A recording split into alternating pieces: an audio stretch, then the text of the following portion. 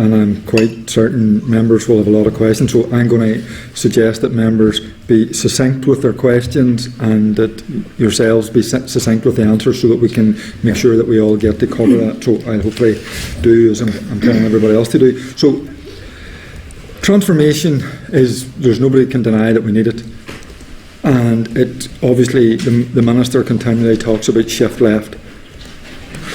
You expect GP services to be vital in that, and the Minister's at, for lack of a better word, at loggerheads with GPs.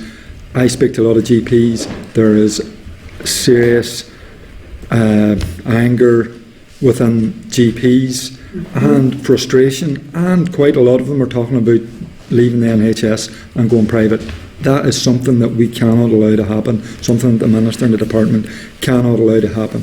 So how is this transformation, how is the Department, how is the Minister ensuring that GP services in the local community remain sustainable and that we do not oversee the privatisation of GP services? So I made this point many times before the committee. I don't lead on the GP services. There's another policy, the SPPT leads on the contracts. I'm not across the detail, I'm afraid, Chair. What I will say, though, there is a clear intent that the neighbourhood model will involve GPs, and I think they have to be central to that. Obviously, there's a massive problem at the moment, given where we are. I mean, there is, I know Minister and Perms, I guess, reach out to GPs to try and discuss how we can move forward, which will include probably developing the model and then looking at the contracts for next year and how we change the contract. But I think that's, as far as that goes, I think that's the direction of travel.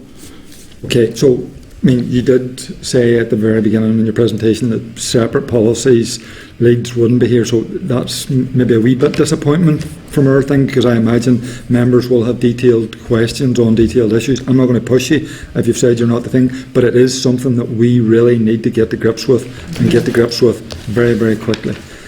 Chair, what we obviously can do is go back in writing on some of the issues. I mean, I apologise up front. I'm not the policy lead for everything in the department. I can't be, right? So I'm not across the detail in a lot of these. But I lead in certain projects. It might have been using a wee bit of foresight. I mean, with 5 seats there, we could have accommodated another 3 policy leads, given the expectation that we might have had questions on some of these issues. Yeah. Okay. Well, I mean, I can obviously talk to the network consultation, because I led on that. So if there's detailed questions, I can absolutely talk to that one. Okay. So again, I mean, from this committee's point of view, I mean, I am going to suggest that maybe now that we have a bit more time moving into the autumn, that we look and interrogate exactly what the Minister means when he talks about shift left, because he says it an awful lot. Mm-hmm. And we really need to start details. So I'm going to ask you here, can you start to provide some details of what actually the shift left means, particularly about removing services from acute hospital